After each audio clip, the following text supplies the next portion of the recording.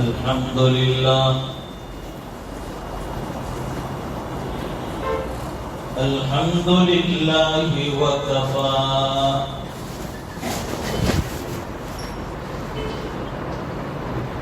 وسلام على عباده الذين اصطفى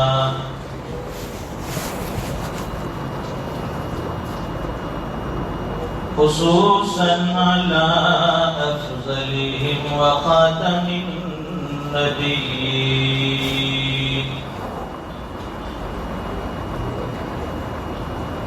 محمد الأمين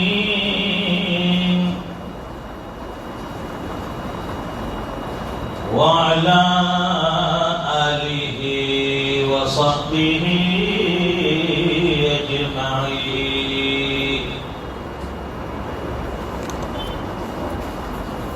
أما بعد فأعوذ بالله من الشيطان الرجيم.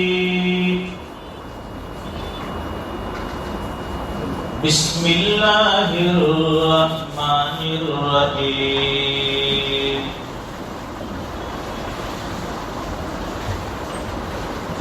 يا أيها الناس إن وعد الله حق فلا تغرنكم الحياة الدنيا ولا يغرنكم بالله الغرور. صدق الله العظيم. اللهم صل على سيدنا ومولانا محمد وعلى آل سيدنا محمد وبارك وسلم. بزرگوں اور دینی بھائیوں،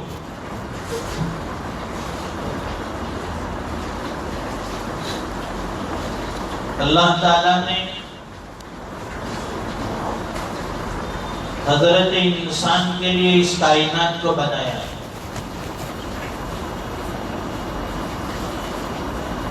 اور اسی انسان کی خدمت کے لیے کم و بیش 18,000 مخلوقات بھی بنائی.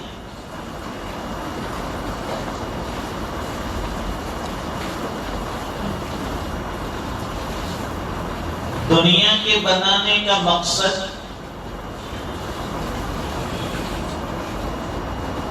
انسان اور جنات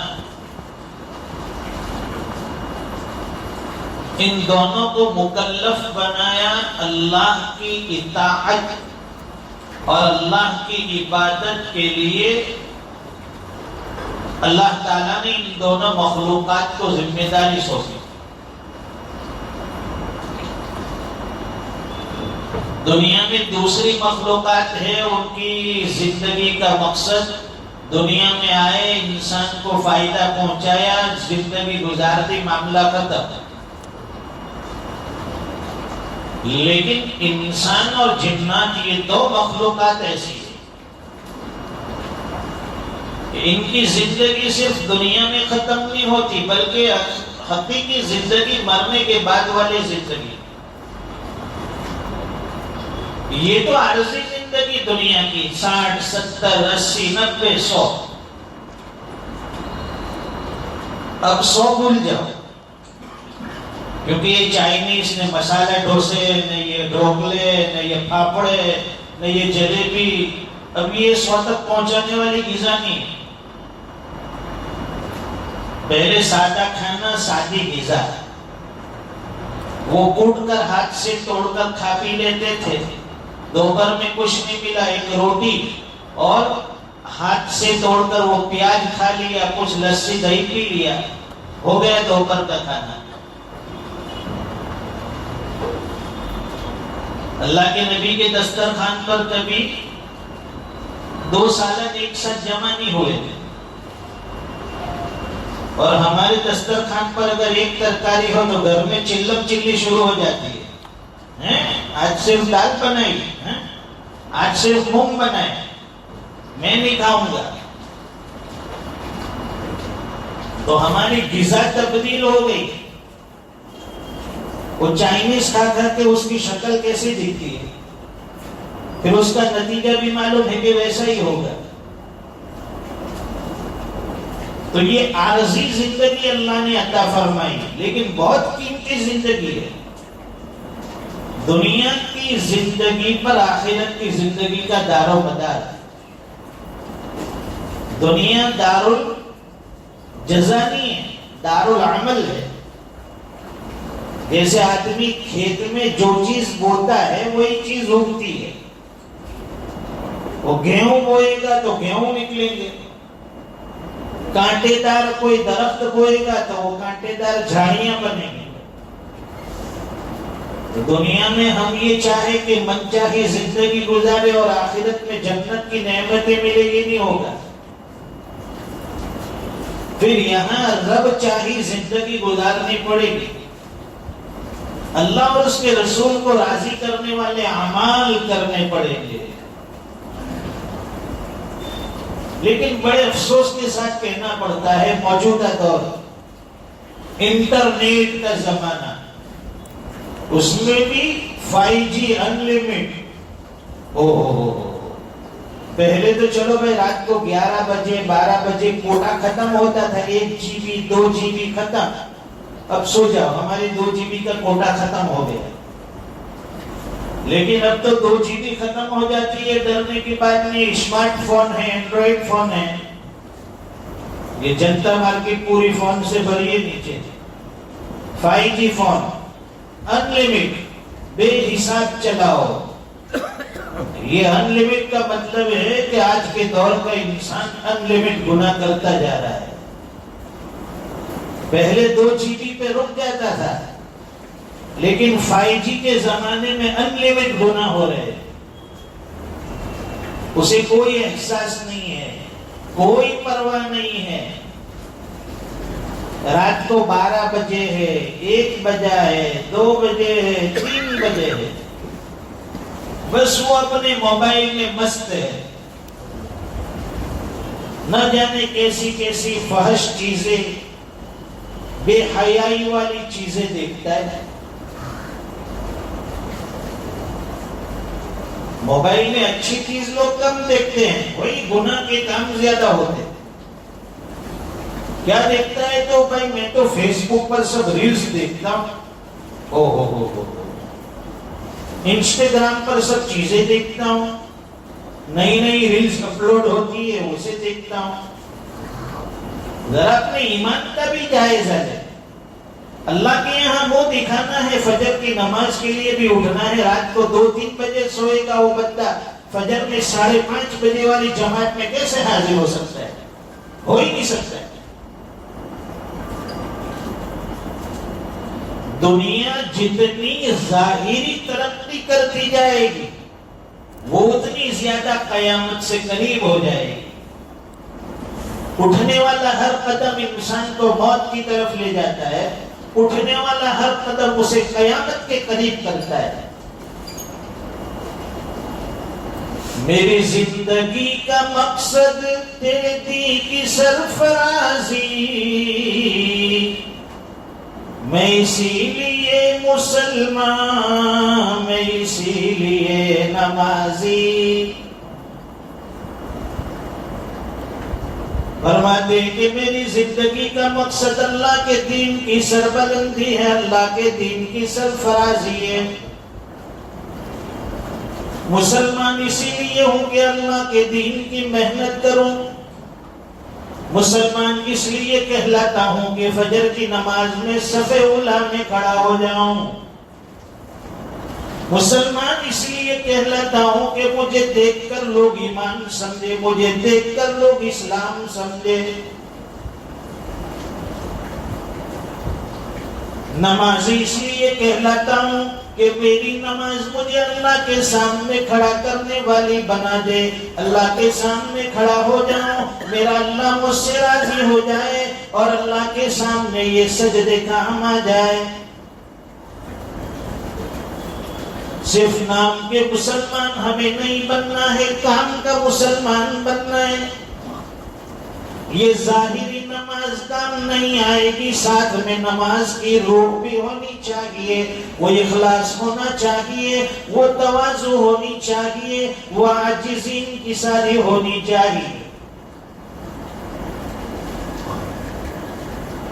آج کے دور کا مسلمان صرف نام کا مسلمان ہے، کام کا مسلمان نہیں رہا۔ نام مسلمان ہے لیکن کام سارے اسلام کے خلاف کرتا ہے۔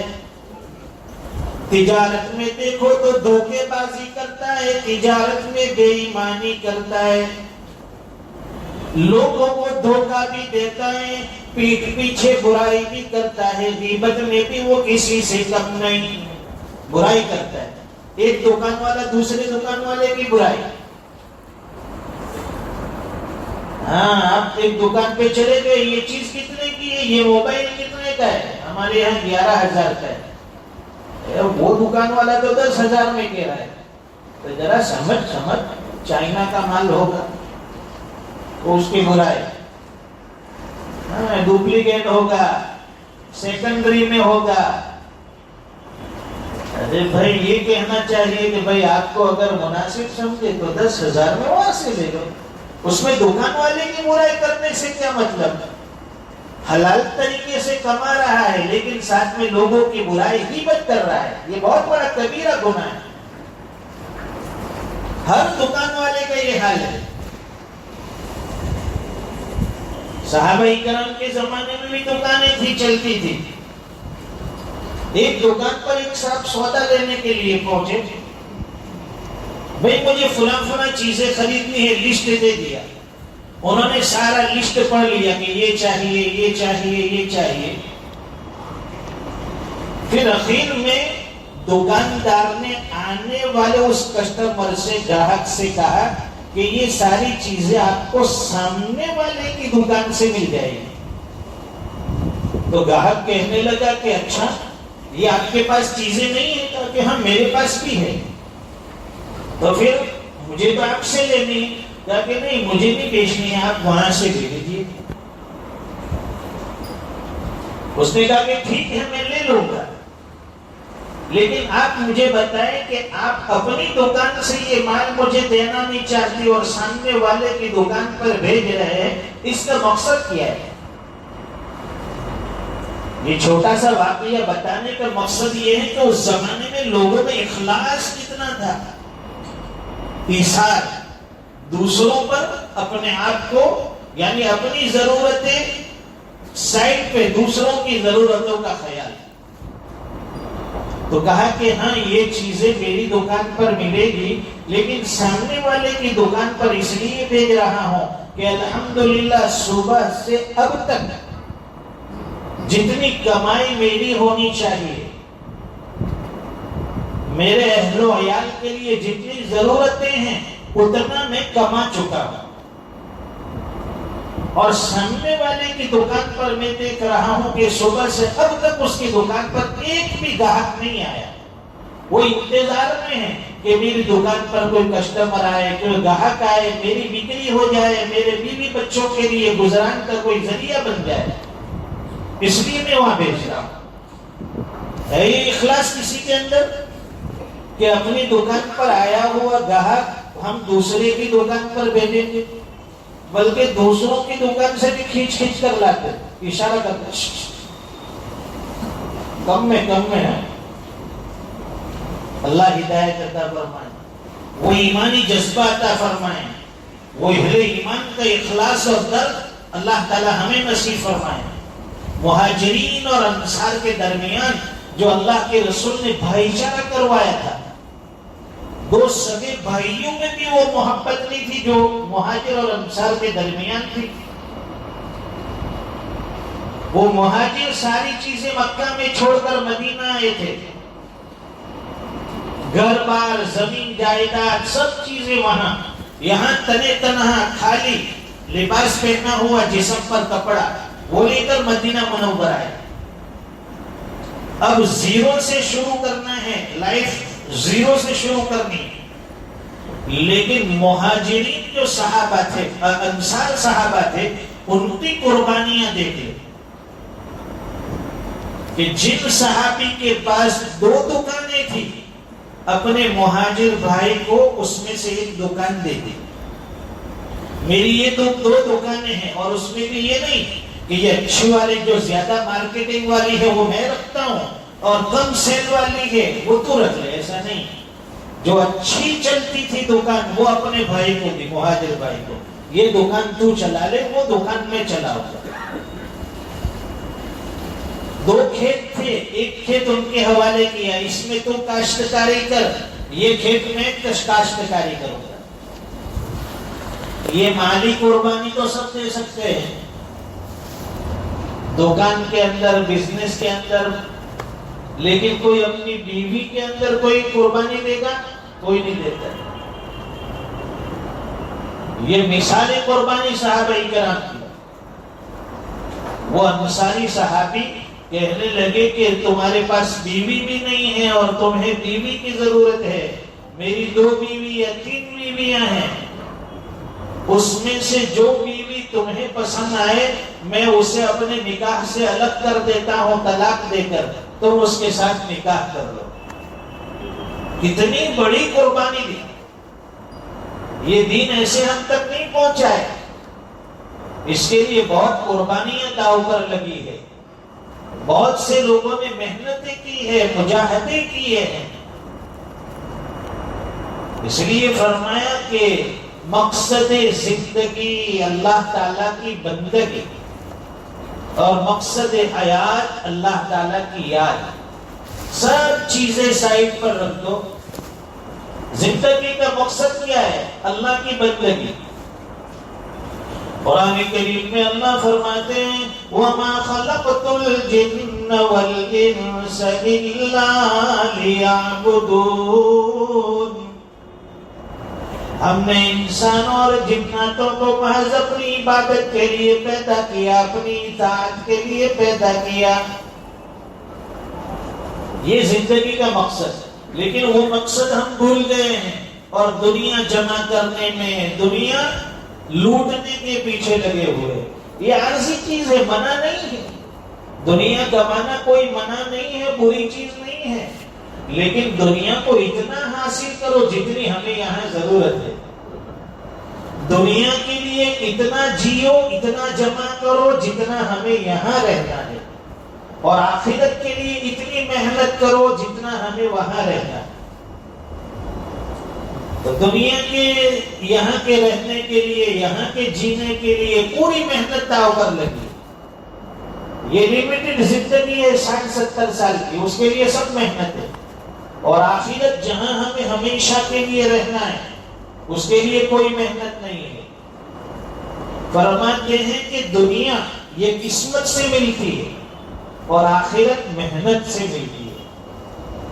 دنیا قسمت سے ملتی ہے تو اس کو ہم نے محنت پہ لگا دیا، اور آخرت محنت سے ملنے والی ہے جنت، اس کو ہم نے قسمت پہ چھوڑ دیا کہ اللہ بہت بڑے غفور الرحیم ہے، معاف تو کر دیں گے. تو اس کے لیے اعمال کی کرنسی چاہیے، نیکیاں چاہیے. اللہ تعالیٰ ہدایت عطا فرمائے. قرآن کریم میں اللہ فرماتے ہیں یا ایھا الناس، اے لوگو، ان وعد اللہ حق، اللہ کا وعدہ حق ہے، اللہ کا وعدہ سچا ہے. جو بھی اللہ کا وعدہ ہے سب حق ہے. کون سا وعدہ ہے؟ اللہ کا وعدہ ہے کہ ایک دن تمہیں موت کا مزہ چکھنا ہے،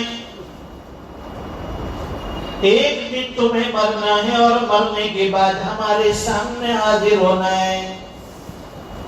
زندگی کے ایک ایک لمحے کا حساب دینا ہے. قبر کے گھڑے میں سونا ہے. فرشتوں کے سامنے بھی تمہیں حساب کتاب دینا ہوگا. وہ فرشتے تمہارے اعمال نامے پیش کریں گے.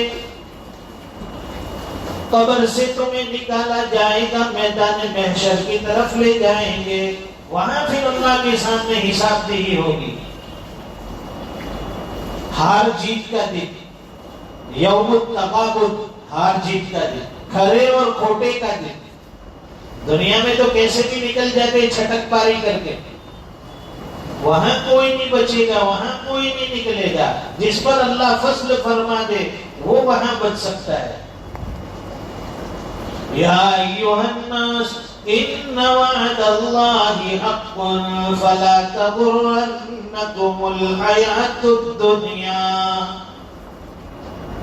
اللہ کے سامنے جواب دہ ہونا ہے، قیامت کا دن آنا ہے، حساب کتاب ہونا ہے. کہیں دنیا کی زندگی تمہیں دھوکے میں نہ ڈال دے، یہ دھوکے کا گھر ہے.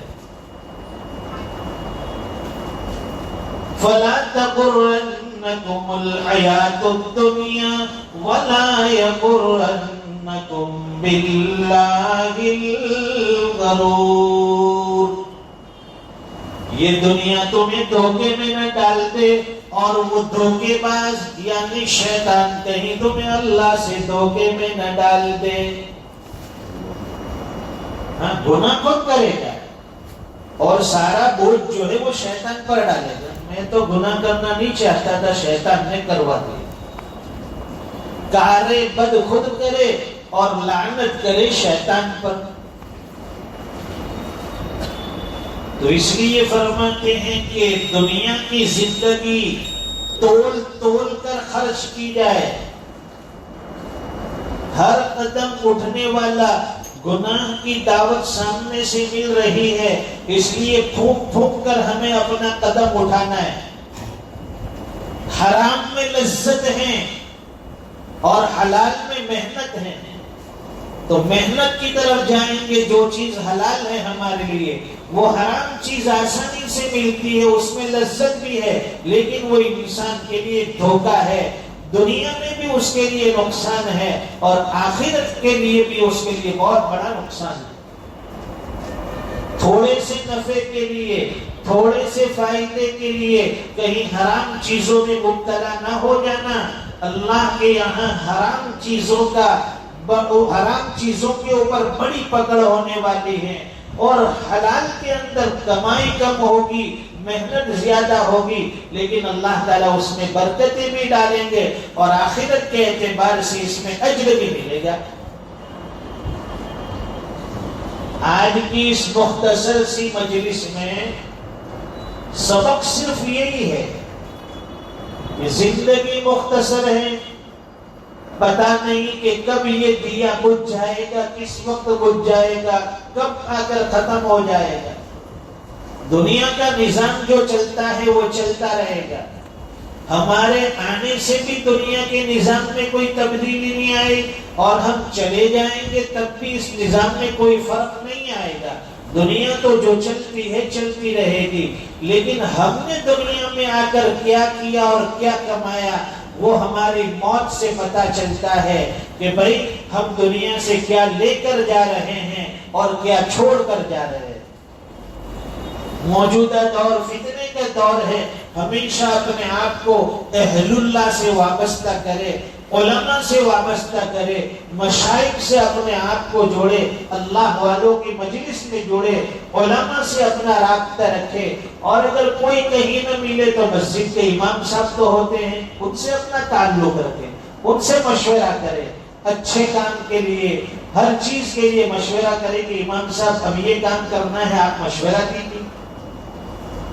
تو اس لیے اس دور میں اگر گناہوں سے بچنا ہے، علماء سے ربط رکھیے. اپنے علاقے کے جو علماء ہیں ان سے تعلق رکھیے اور اپنی ایمانی زندگی کو سدھاریے. اپنے اہل و عیال پر خوب نظر رکھیے کہ وہ کہاں چل رہے ہیں، نیکیاں کتنی ہو رہی ہے. کہیں ہماری اولاد، ہماری فیملی کہیں گناہوں کی طرف تو نہیں جا رہی ہے، گناہوں کے راستے پر تو کہیں نہیں جا رہی ہے. اپنی ہدایت کے لیے دعا مانگیے، اپنے اہل و عیال کی ہدایت کے لیے دعا مانگیے، پوری امت کی ہدایت کے لیے دعا مانگیے.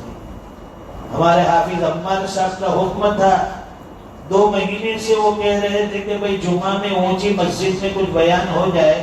میں ٹالتا رہا کہ یہ جمعہ، اس کے بعد والا جمعہ، اس کے بعد والا جمعہ، لیکن یہ برابر پیچھا کرتے رہے، پیچھا نہیں چھوڑا. اس جمعہ پر تو انہوں نے کہا کہ آنا پڑے گا. میں نے کہا چلو ٹھیک ہے, ہم بھی انگلی کٹا کے شہیدوں میں نام لکھوا لیتے ہیں. دین کی بات ہے, کسی کو اثر کر گئی, اللہ تعالیٰ اس کو بھی ہدایت عطا فرمائیں گے اور ہدایت کے اندر ہمارا بھی شمار ہو جائے گا. اللہ تعالیٰ کہیں سنی باتوں پر عمل کی توفیق عطا فرمائیں. وآخر دعوانا الحمدللہ رب العالمین.